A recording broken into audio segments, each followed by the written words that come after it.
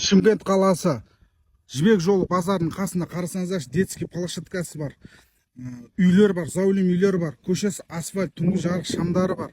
Дәл осындай жерден жеріміз теп-тегіс, жеріміз учаскеге арналған жеріміз сатылымға шығып жатыр. 96 нөмірдегі автобусымыз жүреді.